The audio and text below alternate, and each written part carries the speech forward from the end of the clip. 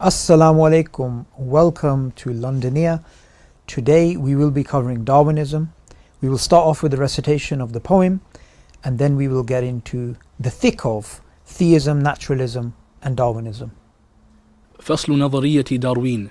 لداروين نظرة التطور بالانتقاء حسب التطفل في الكائنات بغية التكاثر في الحيوان دون قهر قاهر فجاء إنسان من القرود حتى بدا بشكله الموجود بل جاء من جد مضى مشترك مع القرود ذا قبيح المسلك ونحن لسنا ننكر التطور فليس من نص صريح ظهر لكن ما زعمه داروين زعم كذوب هالك مهين ثم بنوا داروين في التجريب مبحثهم بالحس دون ريب فما استطاعوا بحث خلق آدم ولم يروا لذي الجراح بلسما فما لهم إثبات ذا أو نكره فخلقه لا يستطاع قدره وإنهم في نفخ طير عيسى لن تجدوا لنهجهم حسيسا.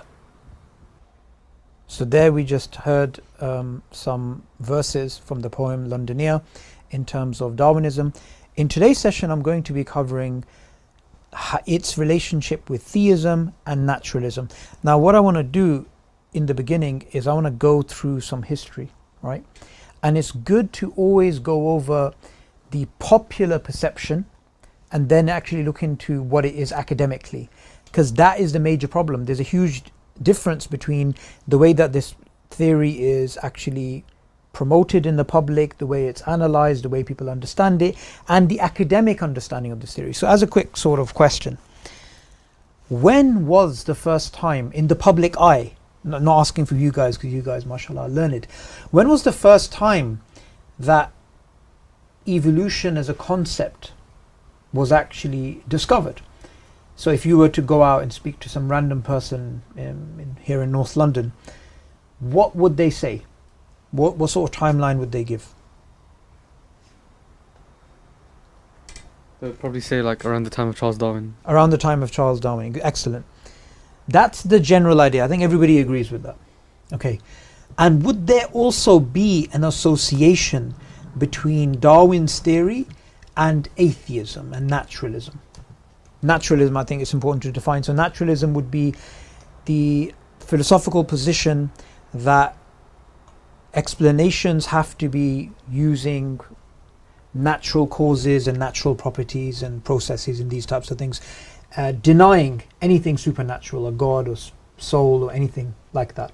So again, the question, what's the public perception about evolution and atheism? The public perception is usually that evolution proves atheism because it kind of replaces God's creative power or his influence or his intervention in humanity. Excellent. What else? Anybody want to give some comments about perhaps the role of the church and the decline of Christianity and that it's linked to atheism and Darwinism? Yeah, so there's the idea that I guess religion in the form of the church was sort of opposed to science, or definitely prevented the scientific enterprise from really taking off. And so once science begins to, people begin to look at the world more scientifically and the role of religion decreases, then you have evolution, which provides explanations for that which was previously explained by religion. Excellent. Anybody else? Was there not some ancient Greek philosophers who basically rejected the supernatural concepts and said everything was a form of naturalism? Yeah. Before Socrates and Aristotle. Yeah. So excellent. I think this is a good segue to actually get into what was the perception of the ancients when it came to biological change. So you're right on the money there that evolution as a basic idea and even naturalistic evolution was something that was theorized about, written about, discussed by the ancient world. Okay. Now what's very interesting is that we usually think, because of the way that this theory is propagated through the education system, through popular culture, through Netflix, through all of these types of things, we usually think, okay, so Charles Darwin came up with evolution. Evolution is atheistic, and that's what led to the decline of religion in the Western world. This was a point of inflection. Of course, it was on its way down anyway. And then today they would also say this is a kryptonite. right? So there's a religious person, they're praying, walk up to them with this kryptonite, start waving it in their face, and they'll interfere with their prayer and they'll become a apostate or something, right? There's this idea that we have this powerful theory, we can wave it in people's faces, and it will lead them to basically disbelief and rejecting God and so on and so forth. Okay, so here let's start off the discussion about evolution itself that the ancients spoke about. So we have ancient civilizations in the Indus Valley civilization, modern day India, Pakistan, Bangladesh, that region of the world. We also have the ancient Greeks and other parts of the world where there is a discussion about biological change over time. There is a discussion about evolution. And then we find this tradition continuing in the Middle Ages. We find this in the Muslim world. We find this in the Christian world, biological change over time.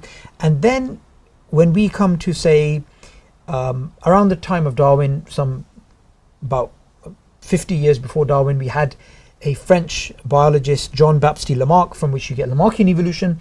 So again, he had his ideas on evolution. He had the idea that there wasn't one origin, and we're going to get into why one later, right?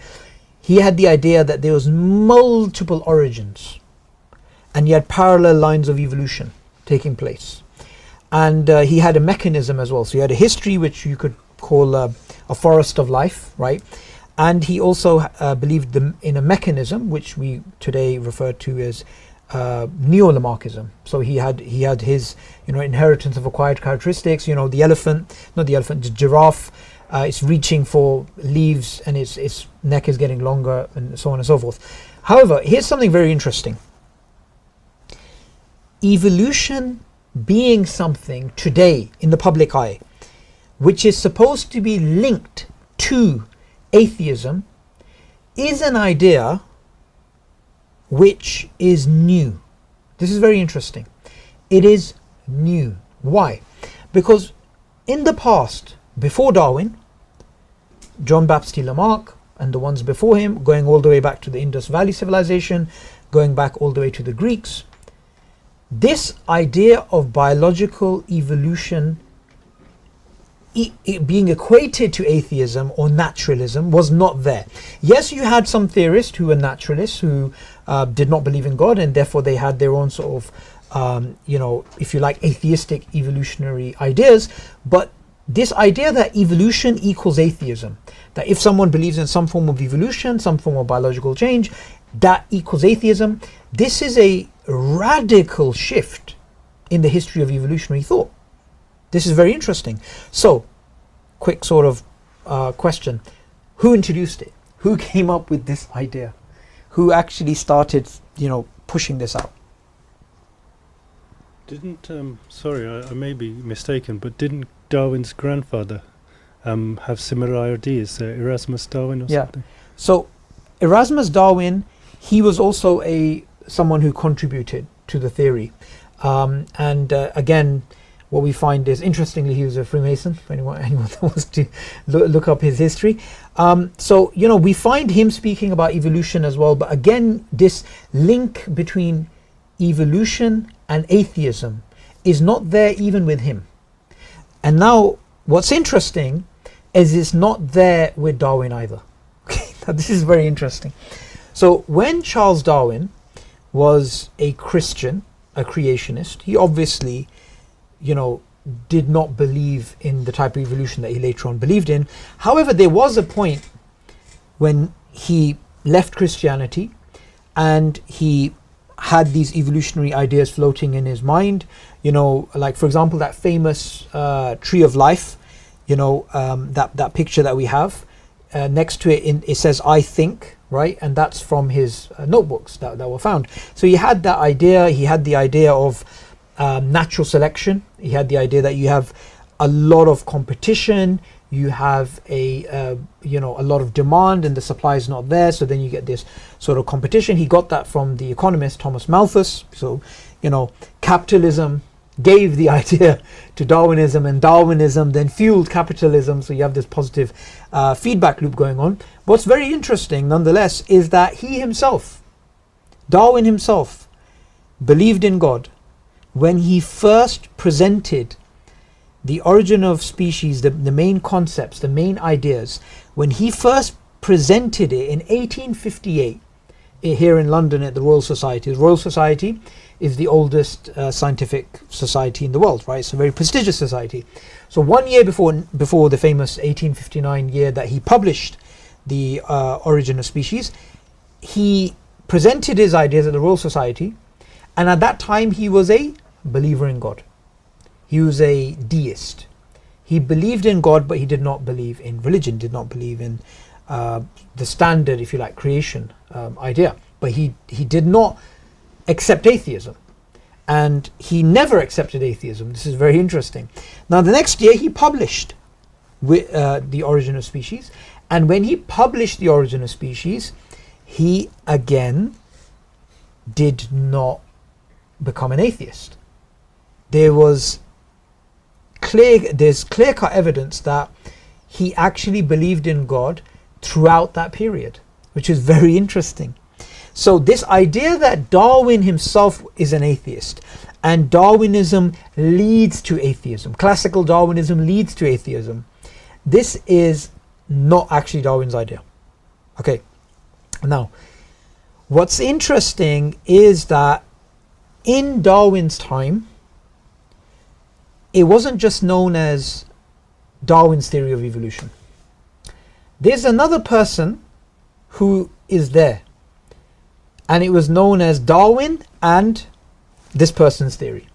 And if you pick up, and we have some really old books here, if you pick up some books from the early 20th century, what you find is it doesn't say Darwin's theory of evolution. It says Darwin and Wallace. Who's Wallace, right? And why is he whitewashed from history? So Alfred Russel Wallace, he was a independent theorist to Darwin. They both came up with this idea around the same period, but they never met each other. But they knew of each other's work late into their development of their ideas. So Darwin, being the gentleman that he is, worked with him, and they together put this theory forward. Now, the question is, why do we not hear of Wallace today? What happened to Wallace? Well, interestingly, Wallace is somebody who, if you like, apostated from traditional Darwinism. So, like those books, and I'm sure some of the books there are, even I think prior to the Victorian era, you will find Darwin and Wallace's theory, Darwin and Wallace's theory, Darwin and Wallace's theory. In fact, the latest that I found was a book that was published in the 1990s, which is not that long ago. Some of you guys were born in that period. But because the person who wrote the book was quite old, right? They were born 60 something years earlier, right? So they still were affected. That's the last reference I found to Darwin and Wallace's theory. So up till the 1990s, in some places, Darwin and Wallace's theory. Now what happened with Wallace? Wallace basically realized that there's a problem in his mind, at least, with the theory, which is that you get an intelligent person from, you get a so-called savage, what they call them, from say South America, and you bring those sort of people to Cambridge or to Oxford or to London. They study, and they're just as smart as their European counterparts. Now the problem here is your intelligence is linked to your survival and reproduction, and if you're out there in the bush and you are looking to survive and mate, and you don't need to be that intelligent as you need to be in Cambridge. So there should be a limit to how intelligent those people are, and if you bring those people to London or Oxford or Cambridge, they should obviously have this sort of glass ceiling. But what he realized is actually it doesn't apply to humans. Those people can be just as intelligent, and those people natural selection has developed their cognitive abilities way more than what is needed for them to survive and reproduce. So this made him doubt the theory, right? And Darwin, of course, was not happy at all about this, him coming up with these ideas. And also then he started pushing out some ideas on basically quasi-creationism type of ideas, intelligent design type of ideas, not the way we understand intelligent design today, but he definitely went away from the naturalistic type of commitment that you need to make in science, right? He started moving away from that. Famously, Darwin, wrote him a letter and said to him, "Don't murder our child." Right? Because it's quite embarrassing. It's quite embarrassing that someone that you published the theory with, they go on and they come up with these types of things. Okay, so again, even Darwin's co-author, now he's completely whitewashed because it's a bit of an embarrassing thing for, especially if you're a new atheist and someone brings this up, how the co-theorist left the traditional fold. So what actually happened? Well, there were people around Darwin who were militantly atheistic, and they saw this theory as a golden opportunity to promote secularism, to promote atheism. And for some of them, it actually became a theory that they could use so they could enact certain social policies. Hence why you get social Darwinism, which again, by the way, is not endorsed by Darwin. And we can get into what social Darwinism is in perhaps another session. So what we find is you have vocal people like T.H. Huxley. Okay, T.H. Huxley. Huxley was a militant atheist, and he wanted to use this theory to actually turn people away from religion, turn people into atheists. So what we find with Huxley is people like him were the main proponents of trying to link Darwinism to atheism. People like this. And he was quite successful because Darwin was I guess you could call him an introvert. He was not somebody that, he was friends with his local church pastor. He's just living in his country home doing his stuff, and you have T.H. Huxley going out there debating religious people. He was known as Darwin's bulldog. Now what actually happened was Darwin was of course not aloof to what was happening with his theory, so he started writing to counterbalance this perception. So he started saying things like, it is absurd to think that you cannot be a theist and believe and be an evolutionist, And he was in contact with Asa Gray. Asa Gray was a famous scientist who was also a subscriber to his theory, but Asa Gray, of course, did not believe in the traditional creation story of Adam and Eve, but he was a believing Christian. He reconciled in a theistic way and with evolution, with his Christian theology. And what's very interesting is when Darwin received this feedback from a commentator about his theory, when he published The Origin of Species, a commentator wrote words to the effect of, well, if God created every single creature, every single species individually, or if God created one cell, which evolved, the tree of life evolved into what we have today, bacteria, grass, elephants, everything. So whether God created things individually or God created one cell, which evolved into all forms of life, it is just as noble for God. Something like this, right? It's just as, it doesn't diminish from God's majesty, if you like, right? Darwin was so impressed with these words that he actually put them in the second edition of The Origin of Species, right? Because he had six editions in total, right? He was, he was still writing at that point. So what's interesting is that he was not remaining silent. It wasn't like he was sitting there and he didn't want to get attacked by religious people, so he's dog whistling to his friends and saying, yeah, go and attack these religious people. He's starting to see, wait a minute, these guys are doing something I don't agree with.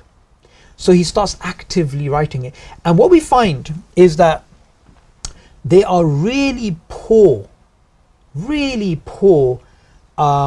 attacks from the new atheists when you push out this narrative about Darwin.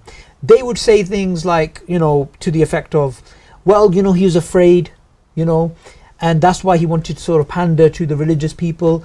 Well, why on earth was he afraid when he'd already done such a big thing like challenge the Bible, challenge the creation story?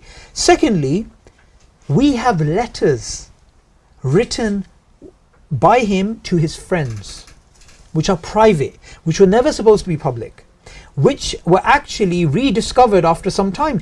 And those he's mentioning these things. For example, he's mentioning about his belief in God, and this is around the time he was he hadn't actually published the book, and we find after publishing The Origin of Species, he's still talking about God. And he would say things like, I had no intention to write atheistically, and so many times. And one of the things which he writes in a private letter is, because later on in life he became an agnostic, and became an agnostic because of the problem of evil and suffering, and that really affected him. His daughter died young, I believe she was under 10. His son died around the age of 2. He himself went through all these health issues. By the way, this is phenomenal, that he went through a lot of serious health issues, and we're talking about even before writing the book, which is why it took him perhaps so long, right? But what we find is that he still mentions God, and one of the clearest letters that we have in the latter period of his life is that he actually describes himself moving away from the belief in God and becoming more agnostic. But the wording of the letter is still kind of like he's not fully like committed to anything, right? He's just kind of like just flirting with agnosticism. But he adds to it. He adds to that letter, and he says, in my wildest fluctuations, I wasn't an atheist. Meaning, even if I was spinning around, I wasn't an atheist, right? And I think that's very important. That's very important to keep in mind. So now I hope we understand that the atheism's hijacking of the theory was something that he didn't plan, something he didn't foresee, but he could try to mitigate it in the way that he could, right? So we find that. Now what we find in the early 20th century is that Darwin, of course, didn't know about genetics. Genetics was even though Mendel actually contacted him and stuff like this, from what we know, he didn't read his paper. So genetics was not something that was fused together with his theory. So what we find in the early 20th century is that a fusion between genetics and the classical Darwinian theory, they fused together, and they called this the modern synthesis. The modern synthesis, and this is also known as neo-Darwinism, right? So the word neo-Darwinism is something that we get from the early 20th century. It's the infusion of genetics. Now someone may say neo-Darwinism is totally different to, say, Darwinism. It's not really. The central idea is still natural selection. So it's working on random mutations rather than random variations, and there isn't a huge difference conceptually. But anyway, let's look at some of the interesting characters that are around in this period, right? One character who was very influential, and this is somebody who is the direct descendant of T.H. Huxley, which is Julian Huxley. So Julian Huxley was an important biologist, and of course he was a Darwinist, and he was also a philosopher, and he was also somebody who wanted to impact society. He wasn't just interested in, let me just speak about this theory, let me just try and modernize it. No, actually he wanted people to become atheists, and he actually was very clear that for the modern man, there is a new religion, and that new religion is Darwinism. So he actually wrote a book in the 1930s, and the book is called Religion Without Revelation. Religion Without Revelation. You can still get this book. In fact, I've got it somewhere in this room, and there's an old copy from I think just before World War II. In fact, he's mentioning contemporary events like Nazism in that book as well. So what he goes on to argue in that book, and also his later book, New Bottles for New Wine, that we have this religion which he calls evolutionary humanism. And in the same way that in the future, in the same way that today, no rational sane person believes that the world is flat, likewise nobody will believe in the future that God exists, right? So he was somebody that was clearly militantly atheistic. He was somebody with some philosophical background as well. He wasn't just a biologist, and he wanted to promote these ideas all across the world. He actually was the founding member and the first president of UNESCO. Okay, now this is very interesting. The United Nations Educational, Scientific and Cultural Organization. That means his ideas are global. His ideas are infused in the United Nations. They're infused in the way that the structure functions of the UN. And this is right from the onset. This isn't now. This is right. Remember, the League of Nations, which we had, collapsed. Then you had the UN, and he's right there at the beginning of UNESCO, and he has these ideas which are being propagated. Then what we find is that, again, here, Darwinism being used as a way to justify atheism, we find in the works of people like Richard Dawkins in his famous book, The Blind Watchmaker. So Paley's famous watchmaker analogy, I'm sure everybody here has heard of it. So Dawkins challenged essentially design using the idea of the blind watchmaker. The blind watchmaker here being nature. Nature is the blind watchmaker. So what we find in that book is a very interesting admission.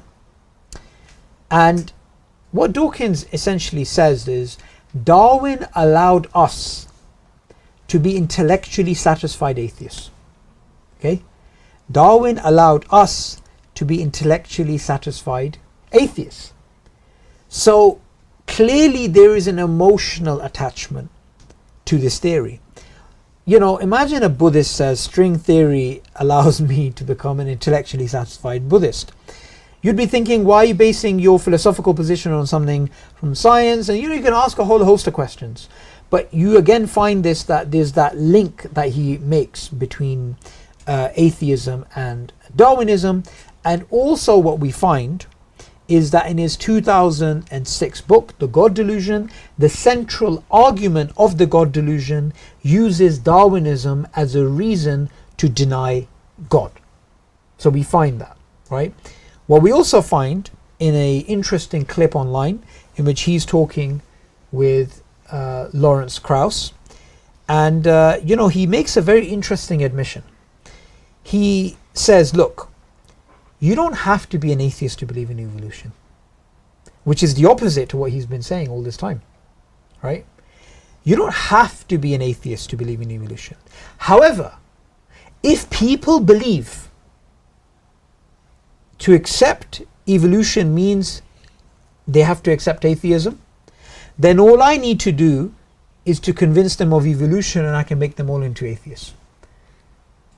He actually shows his true colors.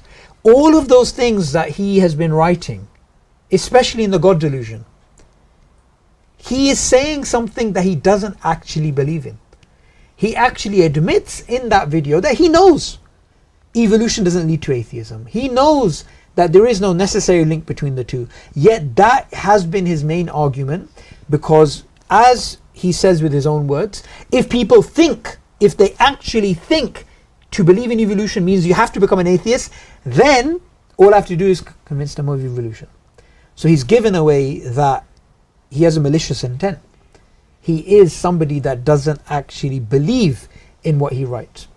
Also, I think what's important to highlight is the idea of atheism being atheists hijacking Darwinian theory is something which has been written about by other academics as well. So this isn't just a theist saying, okay, this has happened or that's happened. You will find on the other side atheists speaking about this as well. What's interesting is, what is their main argument? What is their main argument? These people who are, essentially before Dawkins and even Dawkins himself, what is their main sort of way of linking atheism and Darwinism? Well, their basic argument is this: we can explain design as an illusion, and we can give a naturalistic explanation. Because we can give a naturalistic explanation, therefore there is no God. That's their basic argument.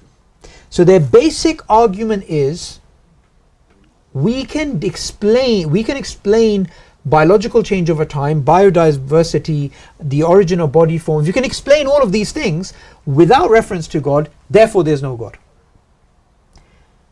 Can anyone guess what's wrong with this argument? What are some major flaws with this argument? It confuses mechanism and agency. Very good, but there's something even more obvious before we get to that, because that's going to be the main point I'm going to go to next. Okay, so maybe I wasn't as lucid as I should have been.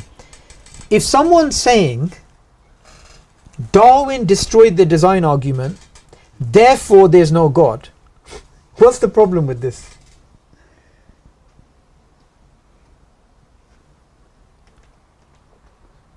Like the proof for God's existence isn't like necessarily the design argument. Exactly. Yeah. Exactly. It's such an obvious rebuttal. And honestly, when you find these atheists trying to use these arguments, when you give them a simple rebuttal and say, well, you can use a moral argument, you can use contingency argument, you can use cosmological argument, we can use the argument from personal experience or whatever, you can just say, well, we can use whatever argument. You literally catch them like a deer in headlights, right? They're just going to be bedazzled. They can be like, what? Like, they haven't thought about this point. If the design argument is supposedly disproven by Darwin, how on earth does that mean there is no God? All it simply means is the argument for God's existence, using the design argument, is no longer valid. In fact, even if other arguments did not exist, philosophically you cannot say that means there's no God. I mean, you don't even, from an Islamic viewpoint, we believe in the fitrah, right? We believe it's natural. So we don't even necessarily need these arguments. So it's such a poor viewpoint. But there's also something else that was being alluded to here, which is the false notion that just because you can use naturalistic explanations in science, referring to natural properties and natural causation, natural effects and so on and so forth, therefore there is no supernatural, is conflating two types of naturalism. Is conflating methodological naturalism and philosophical naturalism. Okay? So, philosophical naturalism, we all know. What is it? It is what's also known as naturalism, which is the idea, the philosophical position, that all that there is physical causes, and everything can be broken down to natural properties, natural processes. That's it. There's no God, there's no angels, there's no soul, there's no immaterial mind, there's no objective morality, there's no real consciousness, none of these things. Okay, that's the philosophical position of naturalism. Methodological naturalism is actually a methodology, is actually a lens that you use when you are doing science. It is not a philosophical position. It is, if you like, a lens that you put on while you're doing science. Now, the origins of methodological naturalism, when did this idea come that you can't mention God in science and all these things, that discussion is another thing. We won't get into that. However, what's important to know is this. Imagine if in this room right now, I say to you guys, okay, so you're all going to come to this Londoner class, but no one's allowed to bring in anything that is red. So Abdurrahman comes in here and he's got that shopping bag and he's got that red, I think you were bringing in some sushi. It's got some red stuff on there. And I'm like, take it out. Why is that there? I just kick him out. I just kicked out. That red sofa rocking chair thing that Hijab's sitting on, that's red. Get it out. Okay, that looks a bit red. That vest, get it out. I kick out anything red. Then what I do is I ban everybody in the room from using the word red. Okay? Now, my rule is, just for the Londoner class, while we're discussing our usual stuff, no one mentions red, no one wears red. Red is not allowed in here. Then while I'm giving the Londoner class, I say, by the way guys, red does not exist. Do you know why it doesn't exist? It's not here. Where is it? You would say, well, that's circular. That doesn't make any sense. You can't use that argument. Well, in science, methodological naturalism is the governing paradigm. Now, people are obviously trying to challenge that philosophically and even sometimes legally. However, that is the way that's operating currently. So, to say God doesn't exist because we're only using naturalistic explanations and we do not mention God in any of these scientific enterprises is essentially the same thing. That God is being barred as a concept at the door of science, and then the conclusion is made, therefore there's no God. Now it's very interesting. This conflation, this ridiculous idea that there is no God, by confusing methodological naturalism and philosophical naturalism, by basically saying if you adopt methodological naturalism, you have to be a philosophical naturalist. Now if you're a philosophical naturalist, you're of course going to be a methodological naturalist. But just because you're a methodological naturalist doesn't mean you have to be a philosophical naturalist. Now, Massimo Pigliucci, he's a philosopher of science, and again he's an atheist, a well-known philosopher of science. He again says the same thing about Richard Dawkins.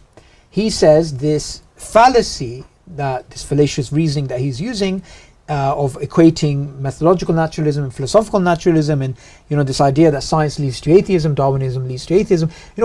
He talks about this fallacy being used by Richard Dawkins.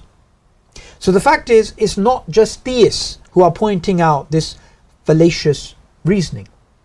However, there is some nuance here which I want to get into, right?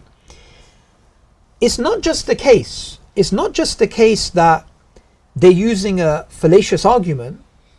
There is something there which can be used. So Darwinism can be used to support atheism. But what we're saying is it doesn't necessarily mean that there is no God. But here's how Darwinism does make sense from an atheistic perspective. So say there's a bunch of us on an island, okay? And one of the people here happens to be an atheist. And we are brought up on this island. We look at all of the forests and the fish and the wildlife is here. We look at all these things. Now, imagine none of us have studied and we don't have any we're not scientifically literate. We don't have any concepts. Big Bang Theory, evolution. We have nothing. And if the atheist amongst us had to explain life, had to explain these things, they would have to come up with something like a naturalistic evolutionary story. They would have to, because you can't just have these complex things. You have to have an explanation for them, and the first thing that you do with an explanation is you make it simpler. So you say, well, going back, life must have been simpler, going back. It must have been one form of life, one cell. And where did the cell come from? Perhaps some muddy water or whatever, some primordial soup. And that's how life evolved. Like you'll come up with this. And how did this development happen? Well, it must have happened through some naturalistic mechanism. So now you can start to see that if you're an atheist, then something like a proto-Darwinian history of life is necessarily true. So let me repeat that, because I think that's super important. If you are an atheist, then something like a naturalistic evolutionary story has to be true, because there's no other way of explaining life. Now, this is the problem. What's happened is they are starting off with a naturalistic lens, and that colors the data. So if you believe there's no God, then you don't need evidence from genetics. You don't need evidence from biochemistry, anatomy, linguistics, psychology, anthropology, paleontology, bioinformatics. You don't need any of that. Conceptually, something like proto-Darwinism has to be true if there's no God. So in a way, evidence is irrelevant. So this goes to show, firstly, that when they try and say, well, evolution, Darwinian evolution shows atheism is correct. Well, we need to say to them, well, if you're an atheist, then you have basically no choice. Something like a naturalistic evolutionary history has to be there. So this is why, and I think this is very important. Lamarck, like I mentioned, believed in multiple origins of life. Multiple origins of life. People before Lamarck, they also had the same idea. Darwin, he believed in one origin. And the Darwinists today, they believe in one origin. No one really questions this. Why one? Now, origination probability is something I want to introduce here, right? Origination probability is what is the probability for the origin of life. Now the origination probability, if it's 0, that means life is what? Impossible. Impossible. If it's 1, what does it mean? It's going to happen all the time. Okay? If it's 50, what does it mean? If it's 0.5, what does it mean? It can happen, it's 50% chance, whatever, okay? What they've done is they've set, it's a presupposition, it's an axiom, it's an assumption, unverified assumption, that the origination probability is close to 0. That's there. Obviously Lamarck didn't believe in that, the ancient Indus Valley civilization theorists didn't believe in that, others didn't believe in that, the Greeks didn't believe in that. Last question is, Yes. do you know with origination probability is in order for the probability to be assessed, do they have to be the initial conditions? So for example, when they say that abiogenesis happened and the first life happened, surely they had some idea of some kind of initial conditions, so whatever it was that they're saying. So are we assessing the origination probability based on that initial condition, or are we saying this is the probability assessment and this could be at any time, even now? Yep. Okay, good. That's an excellent question. So I think there's two different things you've asked there about whether it can happen now, and one is about how did they assess that based on initial conditions. And the first thing to note is this first cell that they propose happened about 4 billion years ago. So the initial conditions, and especially at the time of Darwin, they didn't even know how old the Earth actually was. The dates were still off by a huge margin. So it wasn't to do with them coming up with the origination probability based upon the initial conditions, because they didn't know what the initial conditions are, and even today we actually don't. So they assumed that the conditions are very rare, because if something comes into being and that thing is like, for example, Darwin believed that this first cell must have been very simple, but what we discovered was actually, Francis Crick and Watson, and the double helix DNA, all that good stuff. What we found throughout the 20th century, as we looked deeper and deeper and deeper, is that there was immense complexity. You could describe the first cell, right, not as flagellum, as what Darwin thought it was. You could describe the first cell as London at 9:08 p.m., right? So you'll have trains, buses, businesses, people going out in takeaways, people moving around, people holding classes, some guy getting shanked. Yeah, that you'll get a buzzing, lively London rather than flagellum. You'll get that. So the first cell is immensely complex, and that doesn't obviously fit. That doesn't obviously fit their ideas. So what we find is that if the origination probability is higher, there's a few problems. Number one, this for them reeks of creationism. This for them is something which is going to reintroduce God. Wait, if we're getting these things popping up, there might be a God, there might be this, there might be that. So they have to, in Dawkins' word, what he calls it in the God delusion, we just need the first stroke of luck. The first stroke of luck. And then we'll explain the rest. The way that one theorist put it, and I found this hilarious. I tried it with this this atheist who was having a debate with. I said essentially, look, their argument is, give us one miracle and we'll explain the rest. That's essentially what they're saying. Just give us that one miracle, we'll explain the rest. But we're saying, no, we're not going to give you the first miracle. So the origination probability being close to 0 is very problematic. Now, what they tried to do some decades ago is they tried to actually reverse engineer the conclusion and say, we're going to show that the initial conditions were so and so, so therefore this initial self-replicating molecule could actually come. So this is the famous Miller-Urey experiment, which I'm sure some of us have heard of, maybe even if we're old enough actually studied in school, and that's been totally debunked, right? So even that feeble attempt to try and retrospectively come up with what happened 4 billion years ago turned out to be not empirically sound. Let's just leave it. That's being charitable, to be blunt.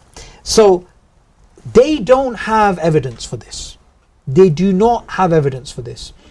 Now the other thing is, you have origination probability of being close to 0, but there's a second probability. So we have the tree of life, we have the origin, and then we have the entire tree. So you go into these different branches, so you'll get one line evolving, another line evolving, you'll get different domains, families, genres, all this type of good stuff. So this all came from the first cell. So there has to be a transition probability. Why can't, for example, we have something as simple as bacteria? Okay, now how do bacteria have offspring? Let's put it that way, right? How does it happen? Do they find Mrs. Bacteria, Mr. Bacteria? Huh? Asexual reproduction. Asexual reproduction. The most effective, right? Now, you're trying to get married, and some of the young men here, yeah, you have to, go find a sister, do this, do that, make this person happy, make that person happy. They're asking you, do you have a job? Oh yes, I have a job. What grades did you get? This. It's all complicated. Then you try and get married, and she's secretly using contraception. whatever, right? Whatever. Anything. It's a complicated world. Yeah? But with bacteria, asexual reproduction. Right? The thing is, It's not this one. for the benefit of the tape. All right, so what we have is they have to make assumptions about transition probabilities. So we have Homo sapiens, them evolving from an ape-like creature, going back all the way to, you know, reptiles, fish, and so on and so forth. But you gotta, if you have a transition probability of 0 or close to 0, what does that mean? Means it stays the same. Means it stays the same, or if we have different forms of life today, they didn't originate from something else. If you make the transition probability 1 or close to 1, what does it mean? You can have evolution. You can have changes. Now, they set, again, it's a presupposition, it's an axiom, it's an unverified claim. They say the transition probability is close to 1. So coupling the origination probability being close to 0 and the transition probability being close to 1, you automatically get the tree of life. Because all of life can only have one last universal common ancestor, what they call Luca. And transitions can happen. So in a way, anything they try and pull out from genetics or, you know, biochemistry or whatever is irrelevant. The conclusion is already there. Which is why, if you find the, for example, critics of Darwinism, especially intelligent design proponents, and even not even intelligent design proponents, you get people like Thomas Nagel, who's an atheist philosopher, or Jerry Fodor, or James Shapiro, or Lynn Margulis, who are atheists and agnostics. You'll find them pointing out these types of issues that, look, Darwinism is essentially, like Lynn Margulis calls it, an Anglo-Saxon religion. Thomas Nagel basically says it's not that this idea that life evolved in his famous book Mind and Cosmos. He basically says it's not just that life evolved from this simple cell without God, a designer, and into all these forms of life. This is an assumption governing the scientific enterprise, not a conclusion. And he's an atheist. He's an atheist philosophy saying this because it is abundantly clear when anybody looks at the presuppositions, that if you give yourself those if those claims go unchecked, then your tree of life is already there. Your entire story is, fitting in well. Now there's still some gaps.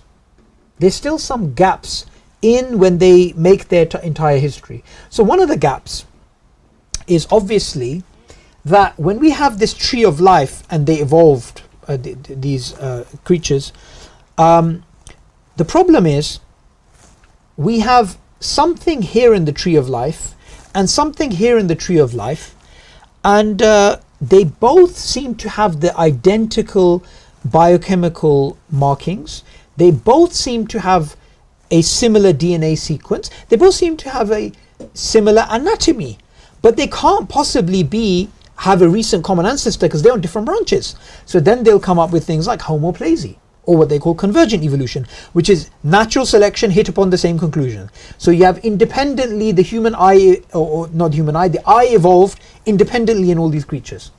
But then there's the residual problem and the initial problem, which is, well, where did this first cell come from?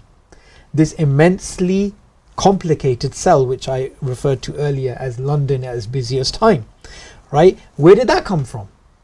Well, this is where, when Francis Crick, who is, I would say, a very honest, a very, frank Darwinist, he realized this is a huge problem for them.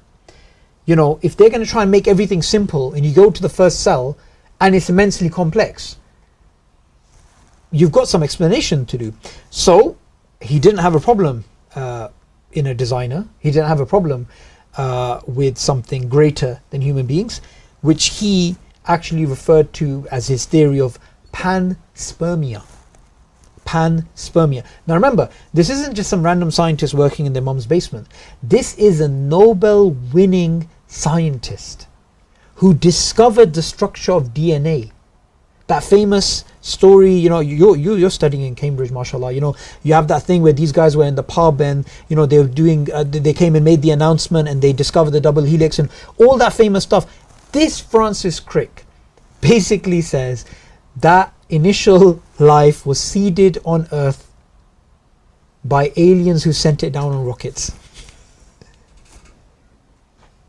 Like, this is absolutely bizarre. So you have, the anything but God hypothesis, right? Anything but God is fine. And interestingly, when Richard Dawkins, when someone cornered him, there's a famous documentary online called No Intelligence Allowed. No Intelligence Allowed. It's about how academic freedom is curtailed in Darwinian circles, and how people are basically persecuted and cancelled, and all this stuff. And I've directly spoken to people who they're publishing something benign, like they're just publishing in some scientific journal, and the journal finds out that they are linked to the intelligent design movement, and their paper doesn't get published, even though their paper has nothing to do with intelligent design. Like, and these aren't stories like on the internet or the documentary. These is people I've spoken to. Like, this direct cancellation. But anyway, in that No Intelligence Allowed, I've forgotten the name of the American guy who goes and interviews Dawkins right near the end, and he asks him about this, right? And Dawkins says perhaps life was, sent down to Earth from these extraterrestrial beings, which are in another part of the universe.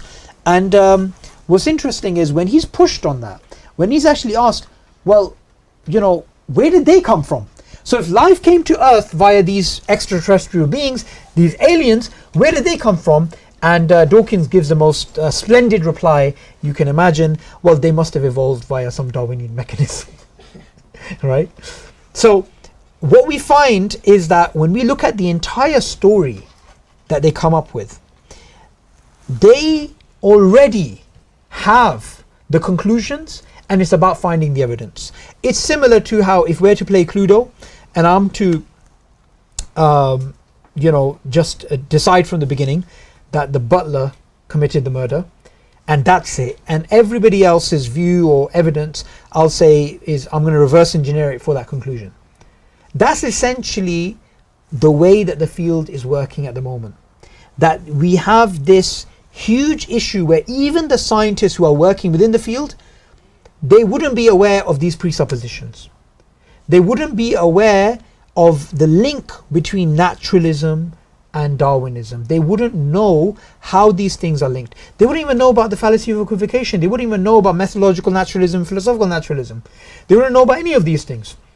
And what we find is that most of the discussions that are happening in terms of Darwinian theory is to do with science. But the reason why I wanted to do this session was to show that you can't just start off with the science.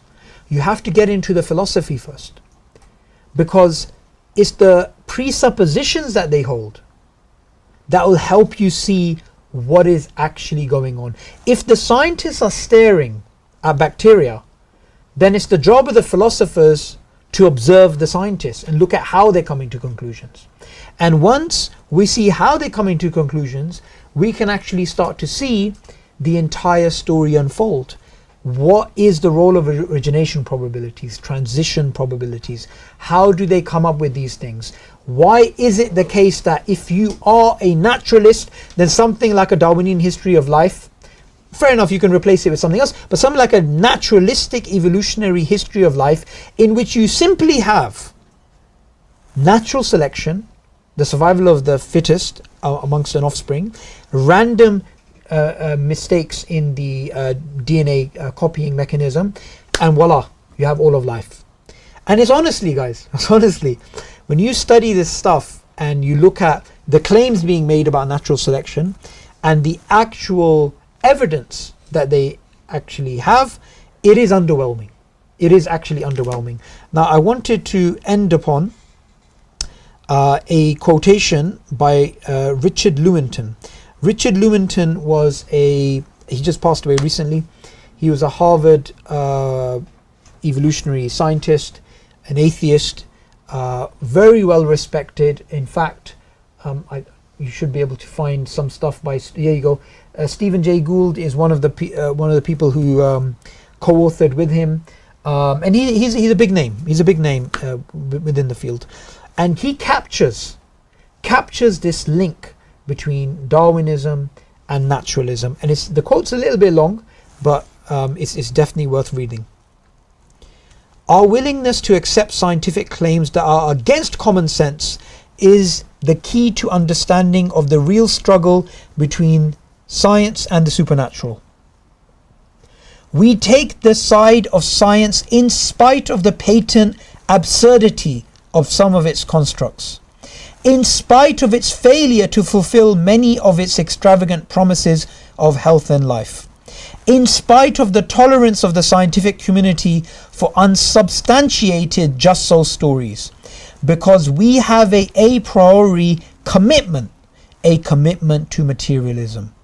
It is not that the methods and institutions of science somehow compel us to accept a material explanation of the phenomenal world, but on the contrary, that we are forced by our a priori adherence to material causes to create an apparatus of investigation and a set of concepts that produce material explanations, no matter how counterintuitive, no matter how mystifying to the uninitiated. Moreover, that materialism is absolute, for we cannot allow a divine foot in the door. So what we find here is that there is a clear understanding. This is Richard Lewontin. There is a clear understanding on the part of well-versed scientists who are looking at the field not just as scientists but as observers who look out a bit further, that actually there is a direct correlation between naturalism and Darwinism, and this positive feedback loop, this conclusion which is essentially reverse engineered. Because if you believe in naturalism, like I've been mentioning all night, you would have to believe in some sort of proto-evolutionary story. This thing is accepted, and if you point this out, if you actually point this out, this is not something that they can deny. I just want to go over one last resource which I think is very important for this, which is in 2016, which is not that long ago, we had Michael Roos. Michael Roos is a very important authority in the history of evolutionary thought. In fact, he has written more books on this topic than anybody else. He's an atheist, so he has no truck with us, and he's a Darwinist as well, so he definitely is not going to be agreeing with us in terms of our theology. Now, what does he say? He says Darwinism is a religion. In fact, that is the name of his book, Darwinism as Religion. And this is not just a book that was that went unnoticed in academia. He published this book with Oxford University Press, which is phenomenal if you think about it. That is you can't get better than that. And in that book, he argues that from the beginning till today, Darwinism is not just science. He accepts it's science. He accepts that it's valid science. He accepts it's a valid theory, model, paradigm. But he says it's something more than that. It is a secular religious perspective. It is in fact a religion. And it is, just like Julian Huxley said, a competitor to Islam, Christianity, and traditional belief systems. So I hope in this short session that you have been enlightened by the history of Darwinism and its link to naturalism and the problems that actually exist within this field, which are not being highlighted at a popular level. So until next time, Assalamu alaikum wa rahmatullahi wa barakatuh.